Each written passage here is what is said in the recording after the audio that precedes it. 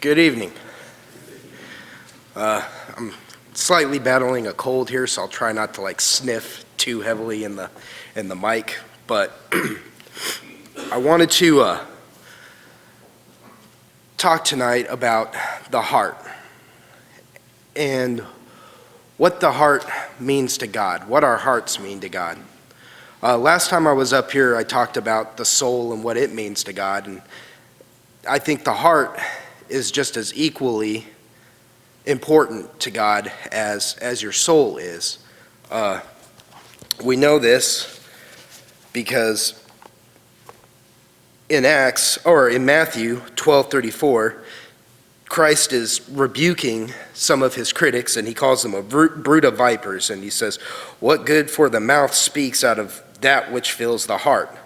What is good for the mouth speaks out of which fills the heart," which he's referencing Proverbs, which says, "Watch over your heart with all diligence. From it flow the springs of life." So he's telling those men at that time, he was telling them that whatever you speak, it represents what you feel in here. And so if it's like the old expression, garbage in, garbage out. If your heart is full of garbage or sin, and the definition of sin is just missing the mark. God is righteous, and if you sin, you've missed the mark. You've missed God's point. But if your heart is full of that, of missing the mark, in essence, it's going to reflect in what you say, how you act, all of that. The best two examples to me that represent this are two kings in the Old Testament. You have King Saul and you have King David. Both failed greatly in the eyes of God. But God forgave David and did not forgive Saul. And you wonder why. Saul disobeyed by not slaying his enemy. I have that written down here somewhere.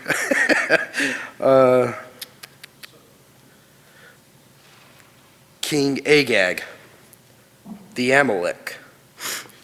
He was supposed to kill him and wipe out all of that, and he didn't. He kept the best of everything.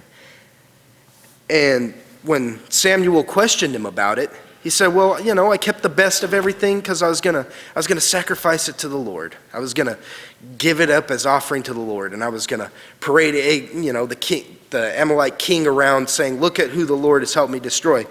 And Samuel responded to him by saying, Saul said, "But I did obey the Lord." Saul said, "I went on the mission the Lord assigned me. I completely destroyed the Amalekites and brought back Agag, their king. The soldiers took sheep and cattle from the plunder, the best of what was devoted to God, in order to sacrifice them to the Lord your God in Gilgal." But Samuel replied, "Does the Lord delight in burnt offerings and sacrifices as much as in obeying the voice of the Lord? To obey is better than sacrifice, and to heed is better than the fat of rams, for rebellion is like the sin of divination, and arrogance like the evil of idolatry. Because you have rejected the Lord, or the word of the Lord, he has rejected you as king." And it escalates from there. Saul eventually grabs the robe of Samuel, and it tears, and Samuel looks at him and says, "The Lord has torn the kingdom of Israel from you today and has given it to one of your neighbors, to one better than ye. He who is the glory of Israel does not lie or change his mind, for he is not a man that he should change his mind." So right there it is shown that the Lord is not pleased with Saul, and we know that eventually King David succeeds him in office, if you will. Saul never quite found that redemption. He never did. If you go to 2 Samuel 12, 2 Samuel 12, 1 through 21, we see what King David did. He's talking to Nathan. This is after King David has taken Uriah's wife as his own. He's sent Uriah out to die on the battlefield to hide his misdeeds and everything. And you can't hide from the Lord what you do. Romans 8:27 says, "And he who searches the hearts knows what the mind of the Spirit is." That's part of that. So he knows what's in our minds. He knows what's in our hearts. We'll come back to that verse in a minute. Then Nathan said to David,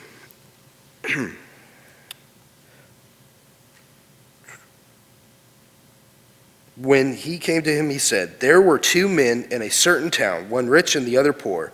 The rich man had a very large number of sheep and cattle, but the poor man had nothing except one, a little lamb he had bought. He raised it and grew it up with him and his children. It shared his food, drank from his cup, and even slept in his arms. It was like a daughter to him. Now a traveler came to the rich man, but the rich man refrained from taking one of his own sheep or cattle to prepare a meal for the traveler who had come to him. Instead, he took the lamb that belonged to the poor man and prepared it for the one who had come to him." Now David's reaction here is interesting. David burned with anger against the man and said to Nathan, "As surely as the Lord lives, the man who did this deserves to die. He must pay for that lamb 4 times over, because he did such a thing and had no pity." Then Nathan said to David, "You are that man." And to paraphrase, not to go too long into it, David's the first child he has with Bathsheba ends up passing away as penance. And David lays prostrate for days, face down, begging the Lord, "Please don't do this." And when it eventually happens, his servants are worried about telling him what had happened, because they're like, he's going to go crazy, he's going to go nuts, he may take us to war on a whim, who knows what he'll do. But when the time comes, David rises and he washes himself and eats like normal, and they ask him, they say, "What is this?" Why? And I'm paraphrasing, but they're like, "What is this? You've been acting crazy this entire time, and now you're acting, like normal." And David, in short, says, "Well, before the Lord did his judgment, I thought maybe I could beseech him not to. But since he did it, what else can I do but continue on?" The point I want to make here about David and his heart is his response to Nathan's parable, if you will. He is angry at this so-called rich man for what he did, but he's really angry at himself. And when he learns that, he doesn't try to tear Nathan's robe. He's not worried about what people will think of him. All he can think of is that he messed up, that he failed in some way.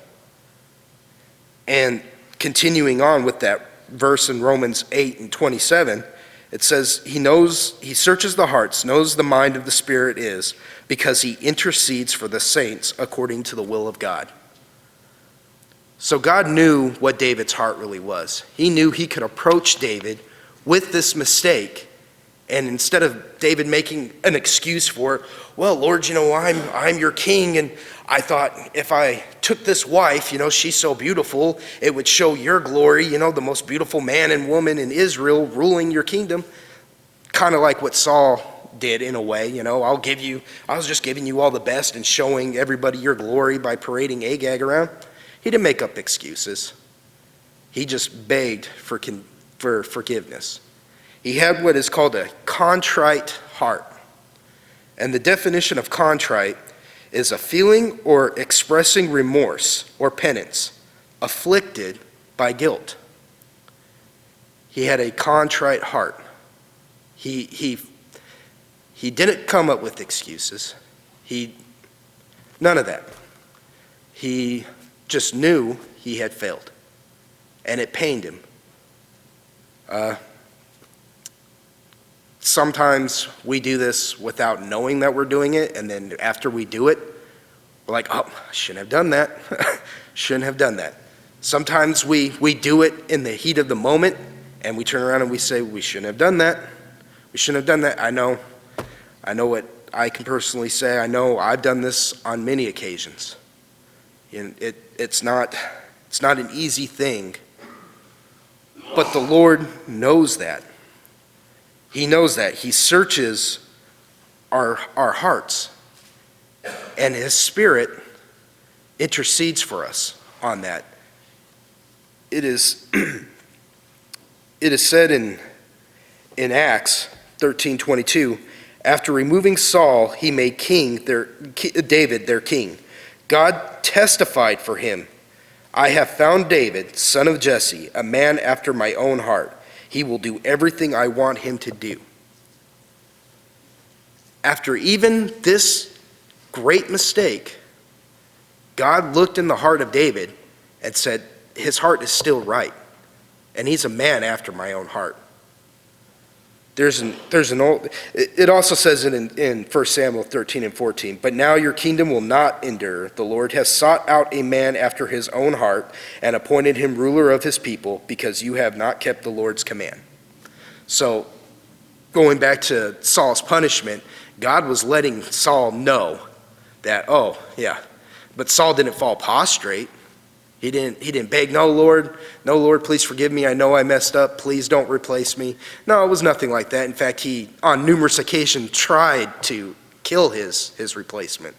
Threw a spear at David. David had to flee and hide, and David even spared Saul's life on a number of occasions. It was what was in David's heart that mattered to God. There's an old expression, get your heart right with God, or you better get right with God. I think that's where that expression, I can't tell you for sure, I probably should have researched that too, but I would, if I were a betting man, I'd say that might be part of where that expression comes from. Somebody wise once upon a time said, the Lord, he cares about your heart, man, and to get right with him, part of that is making your heart, filling it with God. There's oftentimes an argument. What is it? Is it baptism or is it faith? What will save you? Both save you. Both save you. I mean, what good is baptism if you don't believe? But what good is belief if you haven't gone through the ceremony of the death, burial, and resurrection? What good is it if your old self hasn't died? You've got to feel this in your heart, though. You can say it all day long, but if you don't feel it, there's a song by a group. It's a Christian group, and yes, they use instruments, but it's listening to Christian music on the radio is probably a lot better than listening to 10 times of the music that's on there. But there's a group called Abandon, and they have a song that talks about that, about feeling it in your heart. What good is praising the Lord out in the open, telling it on the mountain if it's just an act, if your heart isn't right with God?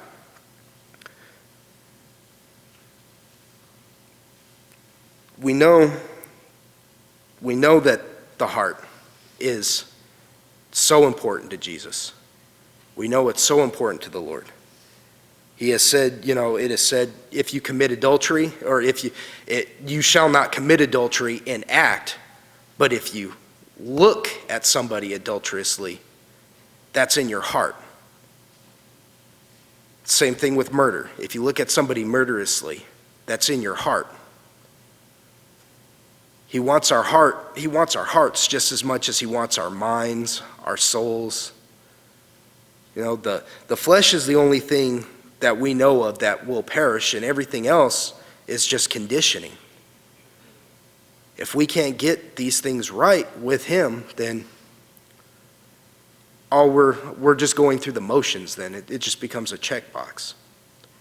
And again, I'm not accusing anyone of feeling this way or doing these things. It's just I do these lessons mostly as a reminder for myself more than anybody else, to remind myself my heart needs to be right with God. I can come to church, I can do communion. The Lord says my yoke is easy and my burden is light. meaning eventually you won't have to follow Leviticus. Eventually your worship will be an easier thing for you. I have specific things, but he doesn't give out these, you must be facing the west when you do this, and the fat must be burning on this side of the altar. Nothing like that. His yoke is light and his burden is easy. But when you worship, are you worshiping in your heart? You got to ask yourself sometimes on Sundays, is this coming from your heart, or are you just here because, yeah, my good deed for the day, check. Took communion, check. Prayed, check.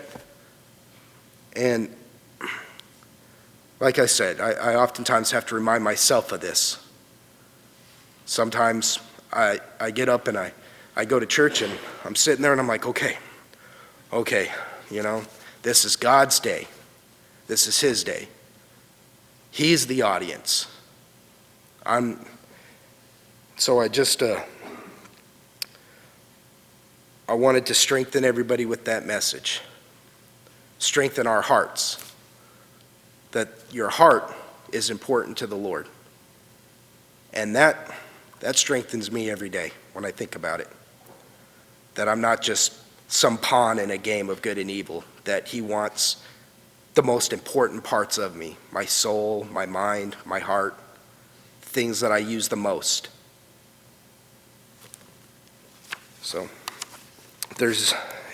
I'm going to end it on that note, that the Lord wants the most important parts of us. Well, before I do, back to one last thing. In Psalms 51, I did some research on this particular psalm. David wrote this psalm during the time that he had failed the Lord. And it is, if you read, I'm not going to read the whole psalm, but 10 and 17 says, day and night they prowl about the walls, malice and abuse are within it. Am I at the right one? 51. No, I'm at 56. I'm sorry. I'm a little nervous if y'all can't tell.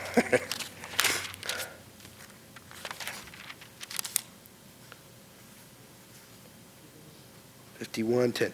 Create in me a pure heart, O God, and renew a steadfast spirit within me. Do not cast me from your presence, or take your Holy Spirit from me. Restore to me the joy of your salvation, and grant me a willing spirit to sustain me. Then I will teach transgressors your ways, and sinners will turn back to you. Save me from blood guilt, O God, the God who saves me, and my tongue will sing of your righteousness. O Lord, open my lips, and my mouth will declare your praise. You do not delight in sacrifice, or I would bring it. You do not take pleasure in burnt offerings. The sacrifices of God are a broken spirit, a broken and contrite heart. A God you will not despise. Oh God, you will not despise. And I feel just reading that is a good example of why God felt like David was a man after his own heart. Here's a man laying prostrate for days, and the biggest thing he's worried about is that the Lord will turn his sight from him. The biggest worry David had at that time was that his heart wasn't right with God, that he had upset the Lord, and that he'd lose his grace, his love. So I'm gonna leave it with that, and it's a nice reminder. It's something I like to remind myself of too whenever I mess up, that the biggest worry I need to have at that time is does the Lord still look upon me favorably, or have I failed him for good this time? And if I have failed him to a point, how do I get back there? How do I get back to him? Thank you.